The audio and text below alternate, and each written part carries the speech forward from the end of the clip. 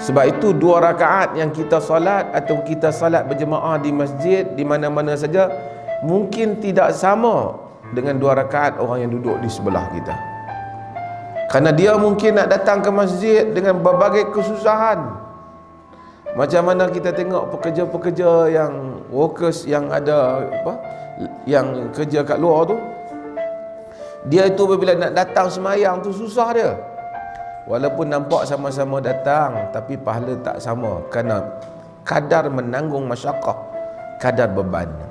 Maka kadar beban yang ditanggung oleh isteri ataupun wanita menjadikan pahala mereka itu tentu lebih di sisi Allah Jalla wa'ala.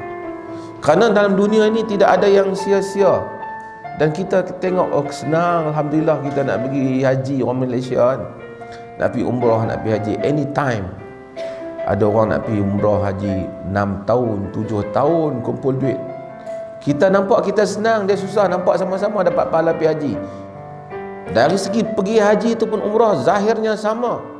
Di segi pahala di sisi Tuhan tidak sama. Kerana kadar menanggung masyaqqah.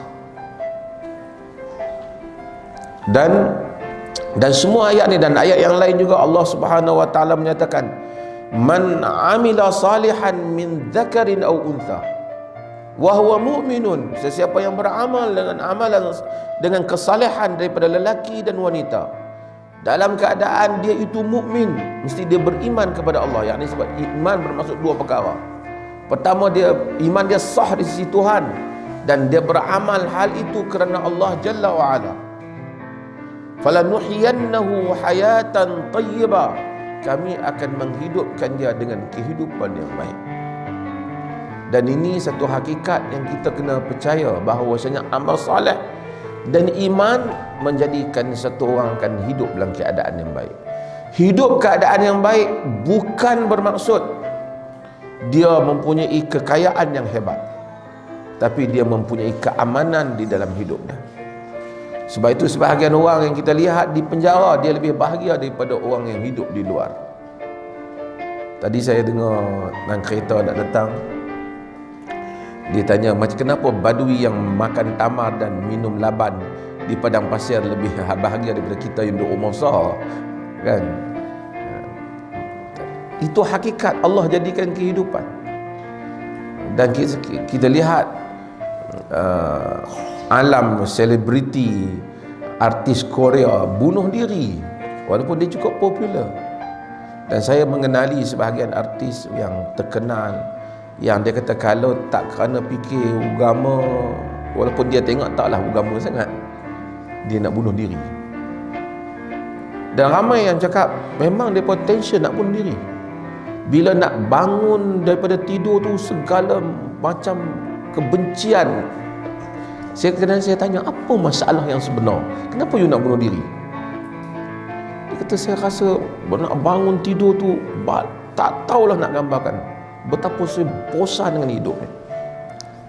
Kerana yang walaupun dia orang menyanyi, berlakon, tersenyum, hakikatnya suatu beban dalam hidupnya. Hayatan tayyiban, kehidupan yang baik ialah kehidupan yang dijanjikan oleh Allah di dalam diri kita.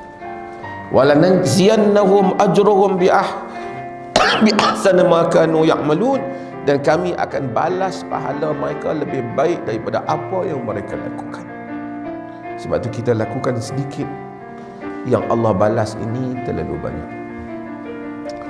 Semua kita tahu bahwasanya kehidupan ini macam-macam. Ada datang ke Qatar, ke Dubai, duduk di Malaysia. Apakah kejayaan bagi kehidupan? Lelaki ataupun wanita. Kejayaan bagi kehidupan ini satu ya. Bukan kerana jadi mufti ke, jadi menteri ke, semua tak berjaya. Kejayaan kehidupan ini apabila kita dah mati dah masuk syurga, itu kejayaan. Semua yang ada dalam dunia ini adalah satu tempoh yang sangat sementara. Semalam kita muda, banyak mimpi kita, impian kita. Masa berjalan, tambah wanita, bila kahwin, sebahagian besar daripada impian mungkin dah terbatas.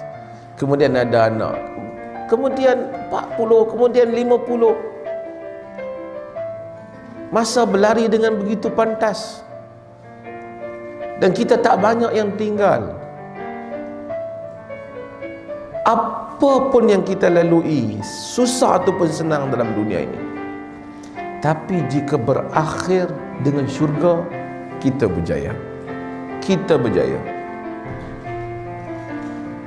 Dan untuk mendapatkan syurga, dia tidak memerlukan status tinggi, atau keluarga yang hebat, ataupun duit yang banyak, dan ataupun harta yang hebat daripada family yang terkenal. Ia hanya memerlukan amalan saleh. Untuk bercita-cita masuki syurga adalah cita-cita yang paling besar dan tak pernah berakhir cita-cita itu. Kita jumpa orang tua-tua, kadang-kadang dia akan bagi tahu kita, aku ni dah tua dah, tak ada apa dah nak harap dah, tunggu mati ya. Tak benar.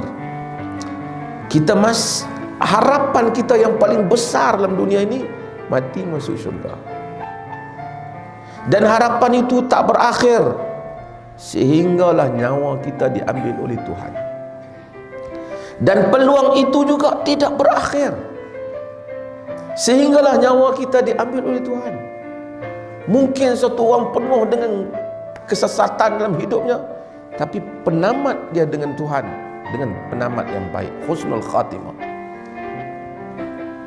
Allah ampunkan dia, lalu dia mendapat syurga Allah.